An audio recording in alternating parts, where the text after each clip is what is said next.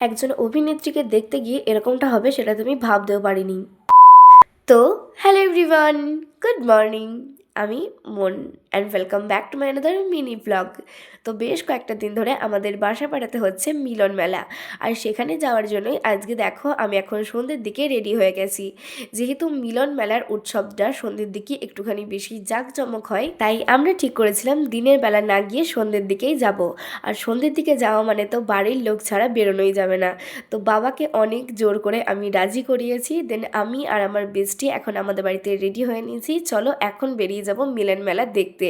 আর হ্যাঁ, এই ভিডিওটা কিন্তু বেশ পুরনো, দেখে তোমরা নিশ্চয়ই বুঝতে পারছো, কারণ বেশ কয়েকটা দিন ধরে আমার শরীরটা একটুখানি বেশি খারাপ থাকার কারণে আমি ভিডিওগুলো এডিট করতেই পারিনি, আর তার সাথে গলাটাও ভীষণভাবে ভেঙে গেছিলো, তো সেই জন্য আমি ভয়েস ওভার দিতেও পারিনি। কিন্তু হ্যাঁ, আমি আগের থেকে এখন অনেকটাই সুস্থ আছি, তো সেই জন্য ভাবলাম যে আর কতদিন আমি আমার গ্যালারির মধ্যে ভিডিওগুলো রাখবো, চলো আজকে ভিডিওগুলো ভয়েস ওভার দিয়ে পোস্ট করেই ফেলি। না হলে এরকম করতে করতে প্রায় অনেক ভিডিওই আমার জমা হয়ে গেছে।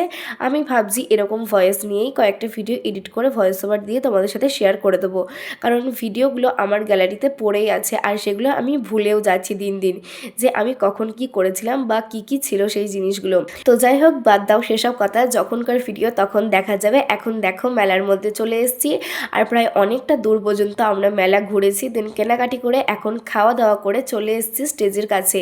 আর এসে এখানে দেখি বেশ কয়েকটা পারফরমেন্স হচ্ছে, তো সেগুলো দেখার পরে মূল যে আকর্ষণ, মানে যেটার জন্য আমি বাসাপাড়া মেলাতে গিয়েছিলাম, সেটা হচ্ছে অভিনেত্রী নুসরাত জাহানকে দেখার জন্য। এটা তোমরা কিন্তু বলতেই পারো, যেদিন আমাদের এখানে মানে বাসাপাড়াতে ইধিকা পাল এসেছিল সেদিনও আমি ঠিকঠাক করেছিলাম যে যাব, কিন্তু সেদিন আর হয়ে ওঠেনি সময় আমার, মানে সেদিন আমার ডেটটা দেখতে একদমই মনে ছিল না, তো সেই জন্যই আমি ইধিকা পলকেও দেখতে পাইনি। ইধিকা পল এত কাছে এসেছিল তারপরেও আমি দেখতে পাইনি, এটা আমার ভীষণ বড় আফসোস ছিল।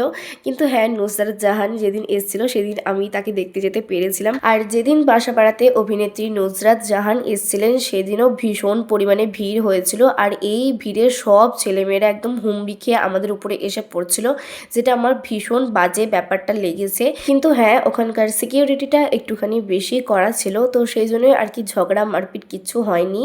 তো যাই হোক, চলো এখন দেখো চলে এসেছি বাড়ি। আজকের মতো ভিডিওটা তাহলে আমি এখানেই শেষ করছি। ভিডিওটা কেমন লাগলো অবশ্যই কমেন্ট করে জানাবে, আর যদি ভালো লেগে থাকে ভিডিওটা লাইক করে একটা শেয়ার অবশ্যই করে দিও।